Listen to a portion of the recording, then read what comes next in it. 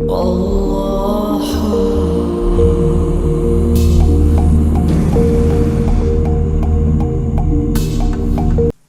الحمد لله نحمده ونستعينه ونستغفره ونعوذ بالله من شرور أنفسنا ومن سيئات أعمالنا من يهده الله فلا مضل له ومن يضلل فلا هادي له وأشهد أن لا إله إلا الله وحده لا شريك له وأشهد أن محمدا عبده ورسوله أما بعد یہ اتوار کے سلسلے میں سوالات اور جوابات کا دن ہوتا ہے، تو اس میں ہم کوشش کرتے ہیں کہ سوالوں کے جوابات دے دیے جائیں۔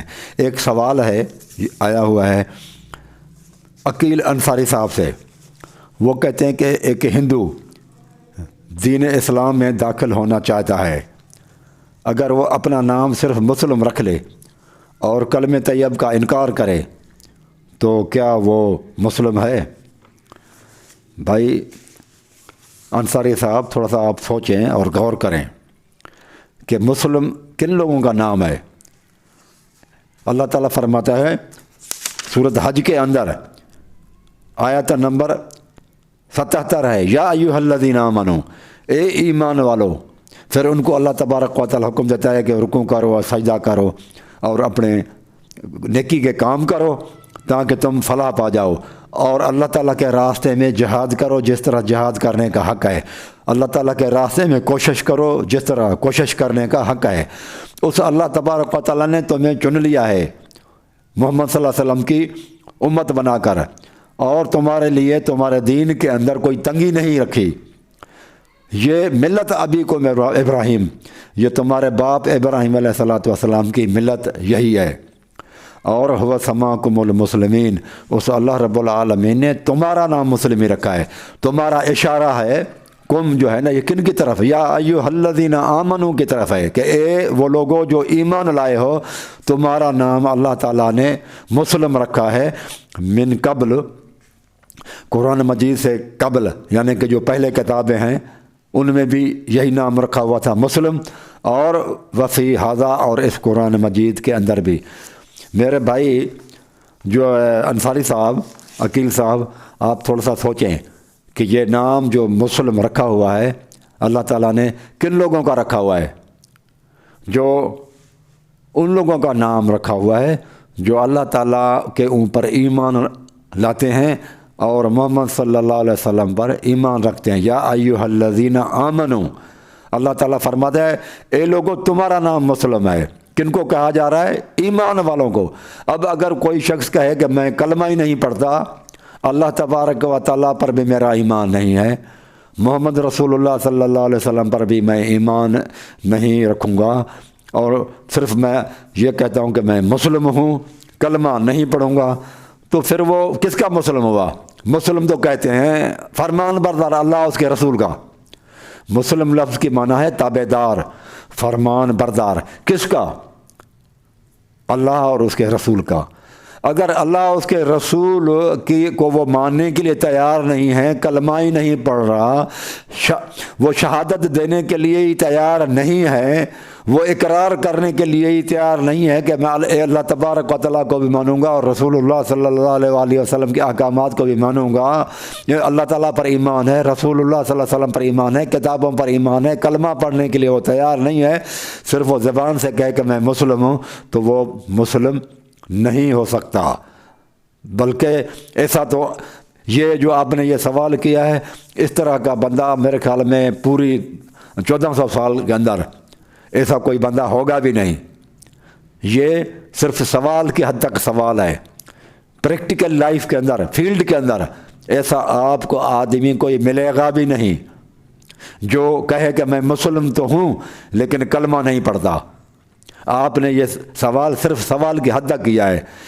آپ سوچیں کہ کیا یہ پریکٹیکلی، عملی طور پر ایسا بندہ کوئی آپ کو ثبوت ملے گا؟ آپ کو ثبوت بھی نہیں ملے گا کوئی بندہ ایسا ہو جو کہے میں کلمہ نہیں پڑھوں گا اور صرف میں مسلم جو ہے نا وہ کہلوانے کے لیے تیار ہوں۔ تو میرے بھائی ایسا بندہ بھی کوئی آپ کو نہیں ملے گا جو مسلم ہونے کے لیے تیار ہے. تو وہ کس کا مسلم ہوگا؟ فرمان بردار کس کا ہوگا؟ آپ اور میرے فرمان بردار کو، انسانوں کے فرمان بردار کو، لوگوں کے فرمان بردار کو مسلم نہیں کہتے.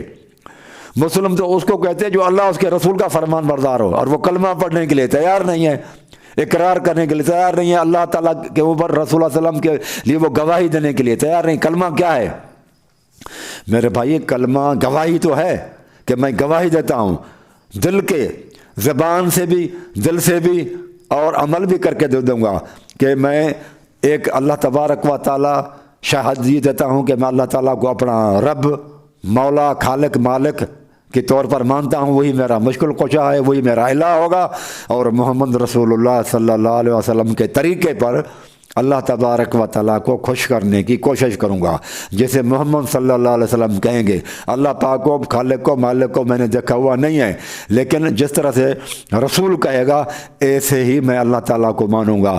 تو پھر ایسے شخص کو کہتے ہیں فرمان بردار، تابع دار. یہ اللہ تعالیٰ کے خاطر یہ مسلم ہے.